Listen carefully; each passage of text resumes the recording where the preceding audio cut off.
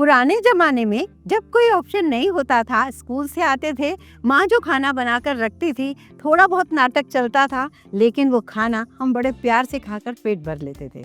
लेकिन आजकल के बच्चों को अगर चॉइस का खाना ना दो तो उनका मुंह बन जाता है। और हमारे पास भी इतनी चॉइस आए कहाँ। इतनी सारी रेसिपीज होने के बाद भी कई बार मन में ये सवाल उठता है, आज बनाएं क्या। लेकिन आज का ज़माना चेंज हो गया है। छोटे छोटे बच्चों को भी उनके मन का खाना ना दो तो बच्चे कहते हैं बाहर से मंगा लेते हैं ना। तो इसलिए बच्चों के मन का बनाएं जिसमें हम भी खुश और बच्चे भी खुश। वही रोटी सब्जी को थोड़ा सा ट्विस्ट दें तो मज़ा आ जाएगा। चलिए आज कुछ ऐसा ही करने वाले हैं। जैसे कि 1-1.5 कप मैंने गेहूं का आटा लिया, जिसमें थोड़ा नमक डाला और इसको पानी के साथ गूंथते हैं जैसे रोटी का आटा गूंथते हैं। फिर इसकी हम 10 रोटियां बनाकर एक तरफ रखेंगे। 10 इसलिए बनाऊंगी क्योंकि मैं आपको 2 तरीके से नाश्ता बताऊंगी, एक ओवन में और एक तवे पर। आप चाहें तो 5 रोटियों से भी इस नाश्ते को बना सकते हो। चलिए शुरू करके आगे बढ़ते हैं। थोड़ी देर रेस्ट देंगे। मल्टीग्रेन आटे को यूज़ कर सकते हो, कोई और टाइप की भी रोटी जो आप यूज़ करते हो उसको भी यूज़ कर सकते हो। तो अब बारी है हमें सब्जी बनाने की। आप चाहें तो मेरे पास आज जैसे पनीर बहुत कम है, मैं पूरा ही पनीर से इस नाश्ते को, इस खाने को बना सकती हूँ, इस रेसिपी को बना सकती हूँ और एक अच्छा सा ट्विस्ट दे सकती हूँ जो कि बाहर आपको बहुत महंगा मिलेगा और खाने में बहुत मज़ा आएगा। लेकिन हम घर में ये भी कर सकते हैं, जैसे कुछ तो हम पनीर यूज़ कर लें, बाकी हम सब्जियाँ यूज़ कर लें, क्योंकि सब्जियों को हम इतना बारीक काटने वाले हैं कि वो अच्छा लगेगा बहुत खाने में। आप मेथी आलू यूज़ कर सकते हो, गोभी मटर यूज़ कर सकते हो, गोभी आलू यूज़ कर सकते हो, मिक्स वेज यूज़ कर सकते हो। बस उसे काटे बहुत छोटा छोटा। सबसे पहले मैंने यहाँ पर क्या किया, शिमला मिर्च को चॉपर में डालकर चॉप कर लिया, गोभी को भी चॉप किया, मटर को भी चॉप किया, आलू को बहुत महीन काट लिया है, टमाटर हरी मिर्च को भी बारीक कट कर लिया है। अब फिर हम क्या करेंगे, एक पैन लेंगे, थोड़ा सा ऑयल डालेंगे, जीरा डालेंगे, हल्दी डालेंगे, सारी सब्जियां 1 बाय 1 सारी डाल दूंगी। फिर इसमें टमाटर हरी मिर्च भी डालूंगी और जो बेसिक मसाले होते हैं घर में, जैसे कि नमक, जीरा पाउडर, लाल मिर्चों का पाउडर, थोड़ा अमचूर पाउडर डाल दीजिए ज़रूर, धनिया पाउडर, थोड़ा सौंफ पाउडर डाल दीजिए और ये मैंने डाल दिया। इसके बाद भी अगर आपका मन करे तो आप इसमें पाव भाजी मसाला डाल सकते हो, सांभर मसाला डाल सकते हो, मैगी मसाला डाल सकते हो। बच्चे जिसमें खुश वहीं हम खुश। देखिए सूखी पाव भाजी लग रही है ना, सूखी पाव भाजी मतलब बिल्कुल ड्राई सी। इसी के साथ ही रोटी हम तो बड़े मज़े से खा सकते हैं, लेकिन बच्चों को दो तो बच्चों को लगता है क्या बना दिया।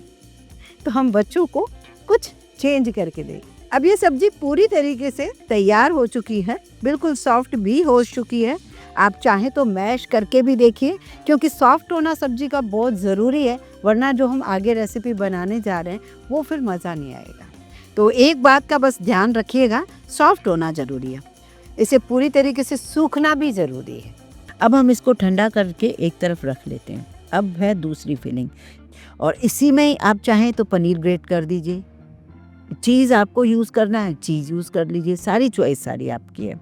पुदीना बारीक कटा हुआ डाल दिया और इसमें थोड़े मैंने हरी मिर्च बारीक कटी हुई डाल दी और मसालों में मैंने नॉर्मल मसालों के साथ एक मैगी मसाला डाल दिया है।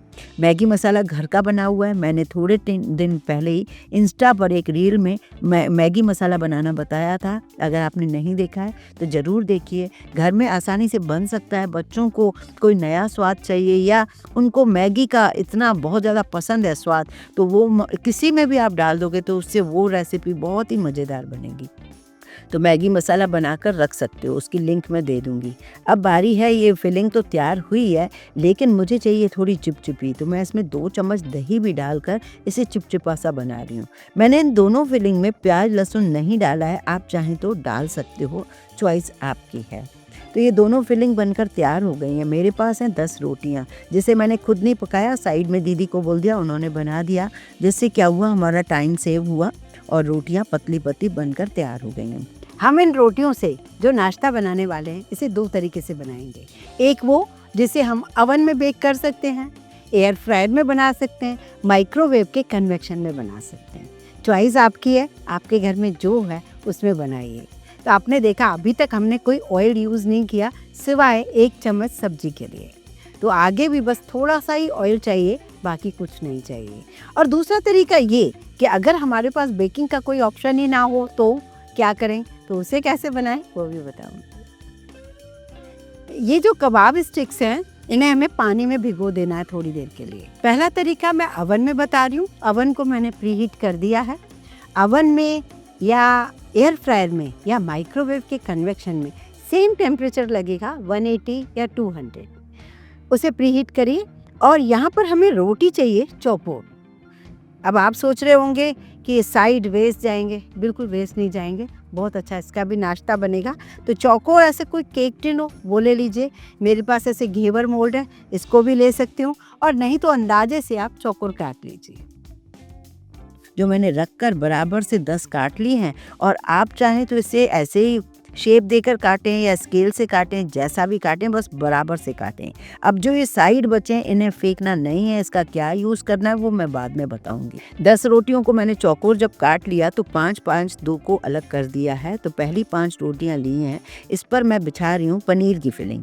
पनीर की फिलिंग को इस तरह से फैला देंगे, फिर दूसरी रोटी रखेंगे, फिर पनीर की फिलिंग फैला देंगे, फिर तीसरी रोटी रखेंगे, उस पर भी पनीर की फिलिंग फैलाएंगे, और उसके बाद फिर चौथी रोटी रखेंगे, चौथी पर भी पनीर की फिलिंग फैला देंगे। मतलब जो हमने पनीर की फिलिंग बनाई है उसको 4 भागों में करना है। तो बराबर बराबर 4 रोटियों पर डालते जाना है, 5वीं रोटी ऊपर से रख देनी है। बस हाथों से प्रेस कर लीजिए। चिपचिपी फिलिंग है तो निकलेगी नहीं, ये मुझे पता है, तो इसलिए ना आप इस तरह प्रेस जरूर कर लीजिए थोड़ा सा। अब इसे हमें 2 कट लगाने हैं। धीरे से हाथ लगाकर शार्प नाइफ से 2 कट लगाइए, और ये परतों वाली जो चीज़ें दिख रही हैं उसको ऊपर करना है ऐसे। अब ये तीनों हमें परतें परतें दिख रही हैं, कितनी सारी लेयर दिख रही है ना। अब इनमें हमें कबाब स्टिक को इंसर्ट करना है। 3 कबाब स्टिक ले लीजिए, उनको इंसर्ट कीजिए, और फिर चाकू से जब आप कट करोगे तो 3 रोल आपके तैयार हो जाएंगे। इस नाश्ते को आप क्या नाम देना चाहेंगे मुझे बताइएगा ज़रूर। अभी ये नाश्ता बना नहीं है, अभी तो ये चटपटा बना है, क्रिस्पी नहीं बना है। क्रिस्पी बनाने के लिए मैं इसे थोड़ा सा ऑयल लगाकर एक अवन की ट्रे में रख रही हूँ, और प्री हीटेड अवन में रख रही हूँ।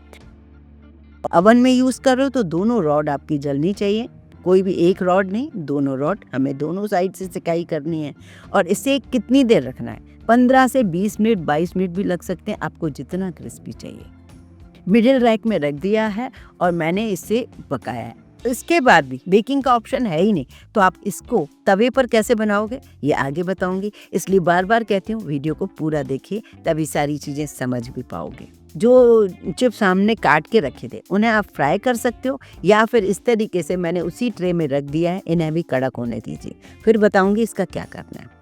आगे बढ़ते हैं। 5 रोटियां जो बची हैं उस 5 रोटियों में हमें सब्जी की फिलिंग लगानी है। मटर, गोभी, शिमला मिर्च जो भी थी वो हमने फैला दी। 1 रोटी, 2 रोटी, तीसरी रोटी, चौथी रोटी, 5वीं रोटी ऊपर रखी है और प्रेस करा है।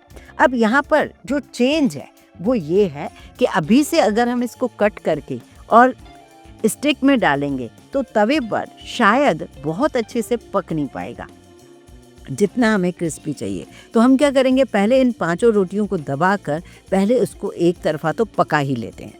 तवे पर थोड़ा सा बटर या ऑयल या घी लगाइए और स्लो गैस पर इसे क्रिस्प होने दीजिए। जब ये क्रिस्प होगा तभी हम इसको कट करेंगे। इससे क्या होगा कि तवे पर भी उतना ही मज़ा आएगा जो हमें अवन में मज़ा आएगा।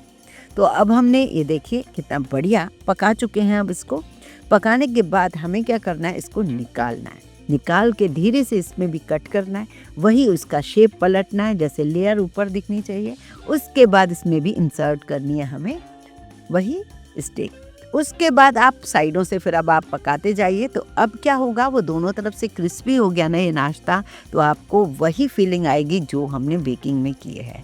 तो आपको ये नाश्ता इतना पसंद आएगा, मेहमान आए, किटी पार्टी हो, एक नया नाश्ता आपको मिला है। और है क्या, वही रोटी सब्जी। कोई मैदा यूज़ नहीं किया है, कोई बेकिंग पाउडर, कोई बेकिंग सोडा, कोई इनो, कुछ भी यूज़ नहीं किया है। तो मैंने ये सिर्फ गेहूं की रोटी से बनाया है। आप चाहें तो लेफ़्ट ओवर रोटी से बना सकते हो, आप मल्टीग्रेन रोटी से भी बना सकते हो। कोई फ़र्क नहीं पड़ेगा। मैंने हाल ही में आपको मल्टीग्रेन रोटी जो 15 चीज़ों से मिलकर एक आटा आपको बताया है, वो भी आप यूज़ कर सकते हो। तो बच्चों को कुल मिला के हमें हेल्दी खिलाना है किसी भी तरीके से, भले ही हमें कितनी भी मेहनत करनी पड़े। अब हमारे देखिए बातों ही बातों में हमारे अवन वाले कबाब भी सीख चुके हैं, उन्हें भी मैंने बीच बीच में पलटाया था। और वो जो रोटियां साइड में डाली थी जो कटिंग, वो भी सीख चुकी हैं। उन्हें निकाल कर थोड़ा सा बटर डालकर मैंने मैगी मसाला और थोड़े मसाले डाले हैं, उन्हें मैं शेक किया है। बहुत बढ़िया क्रिस्पी हो गए हैं। चाय के साथ बस यूं लुट जाएंगे, खाए नहीं जाएंगे, लुट जाएंगे। जो भी आएगा एक दो पीस ले जाएगा, दो पीस ले जाएगा और ऐसे ही ख़त्म हो जाएंगे।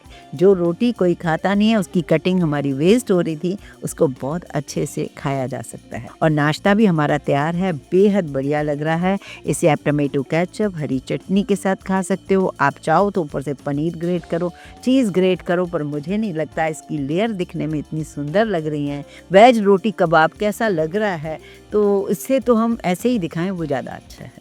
तो ये क्रिस्पी सी 5-5 रोटियों का 3-3 स्टिक बनकर तैयार हो गई हैं। 6 स्टिक बन चुकी हैं। कैसी लग रही हैं आपको मुझे बताइएगा ज़रूर।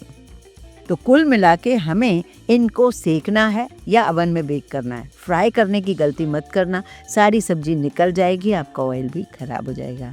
वीडियो थोड़ा सा भी पसंद आया हो तो मेरी रिक्वेस्ट बस आपसे इतनी है, इतनी गुजारिश है कि आप इसे ज़्यादा से ज़्यादा शेयर कीजिए अपनी फैमिली फ्रेंड्स को।